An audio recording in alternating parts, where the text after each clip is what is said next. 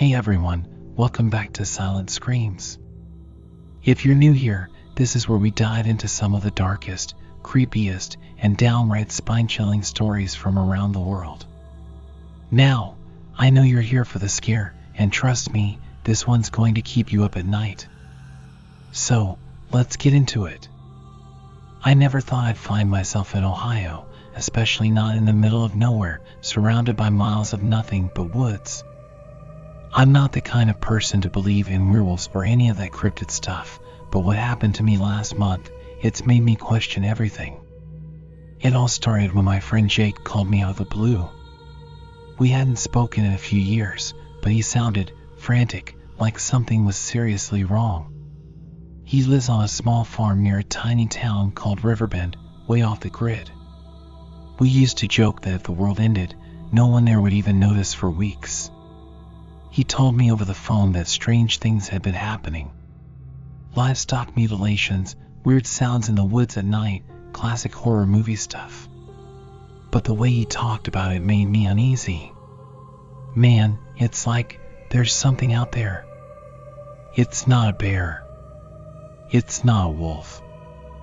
I don't know what it is, but I can feel it watching me, Jake had said. His voice was barely a whisper, like he didn't want to be overheard. Come on, Jake. You've always had a wild imagination, I replied, trying to laugh it off. But deep down, I could hear something in his voice. It wasn't just fear, it was dread. I'm serious, man. It's different this time. People in town are saying it's a werewolf. That got my attention. I was intrigued, but also skeptical. But Jake wasn't the type to scare easily, so I told him I'd come up for a weekend. I figured, at the very least, it'd be good to catch up. I arrived in Riverbend just before dusk. The town was even smaller than I remembered, with maybe one gas station, a diner, and a rundown general store. The sun was setting, casting long shadows over the empty streets, and the air felt heavy. Like something was wrong, even though everything looked normal. Jake met me at his place just outside of town, a modest farmhouse surrounded by thick woods. The first thing I noticed was how tired he looked.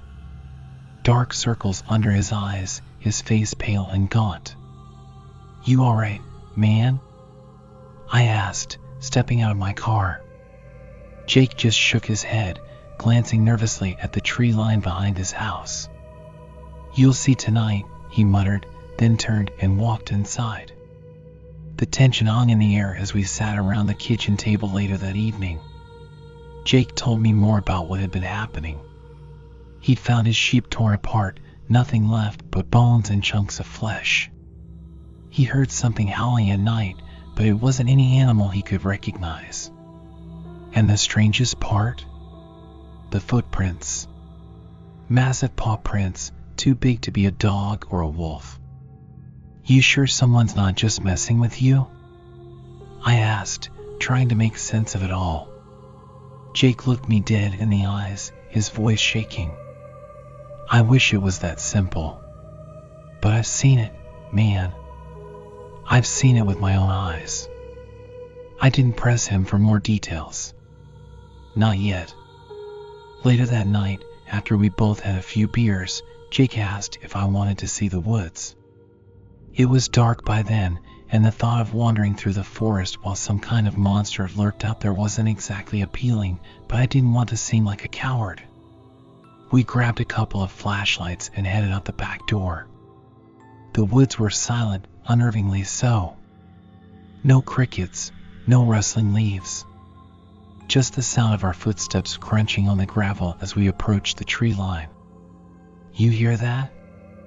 Jake whispered suddenly, stopping in his tracks. I strained my ears but heard nothing. I don't hear anything, man. Exactly. It's too quiet. They only get like this when it's around. I felt a chill run down my spine, and for the first time, I started to believe that maybe something was out there. Something unnatural. As we ventured deeper into the forest, Jake pointed out the claw marks on trees, the strange indentations in the soil. Everything felt wrong, like the woods themselves were trying to warn us to leave. "Jake, maybe we should head back," I suggested, trying to keep my voice steady. Before he could respond, we both froze.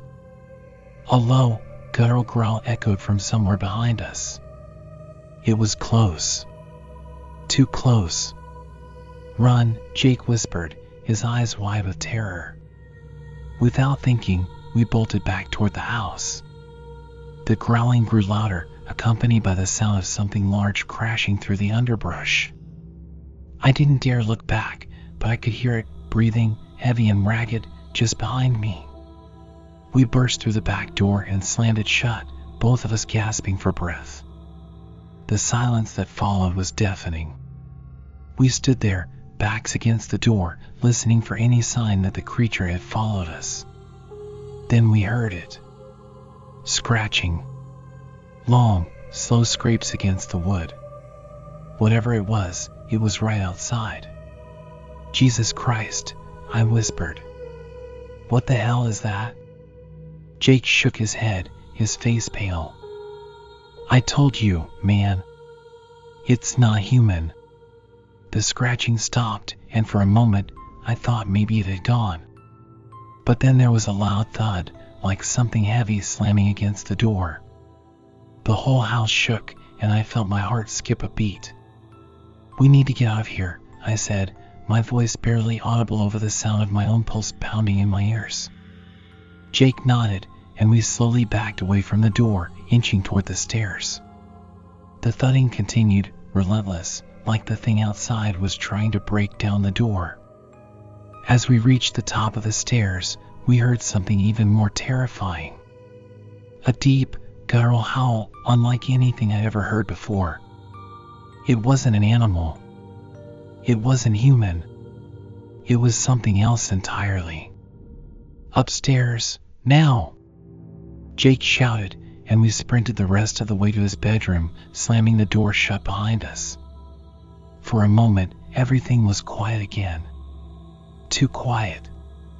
Then, we heard the sound of glass shattering downstairs. "Oh, God," Jake whispered, his voice trembling. "It's inside." We barricaded ourselves in the bedroom, piling furniture against the door. Neither of us spoke, too terrified to say anything. All we could do was listen. The sound of heavy footsteps echoed through the house, slow and deliberate, like whatever was out there knew exactly where we were. I could hear my own heartbeat in my ears, the adrenaline coursing through my veins. Every creak of the floorboards sent shivers down my spine. And then, just outside the door, we heard it. A deep, raspy breath. "It knows we're in here," I whispered, barely able to get the words out. Jake nodded, his face pale. "We're not going to make it, man." The doorknob rattled, and I felt my stomach drop. Whatever was out there was trying to get in. I don't know what possessed me to do it, but I grabbed a flashlight and shone it toward the door. The light illuminated a pair of glowing yellow eyes, staring at us through the crack in the doorframe.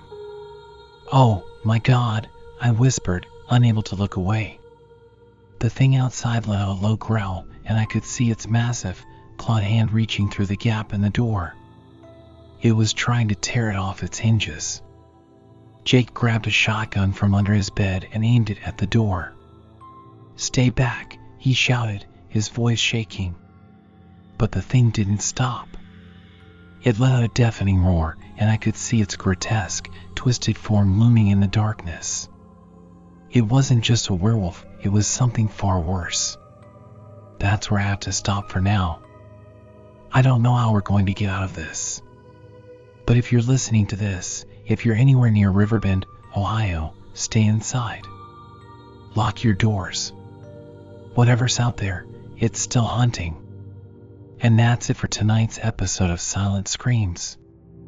If you enjoyed this story and want to hear what happens next, hit that subscribe button and stay tuned for part 2. I don't think I'll be sleeping tonight, and after hearing this, you probably won't either.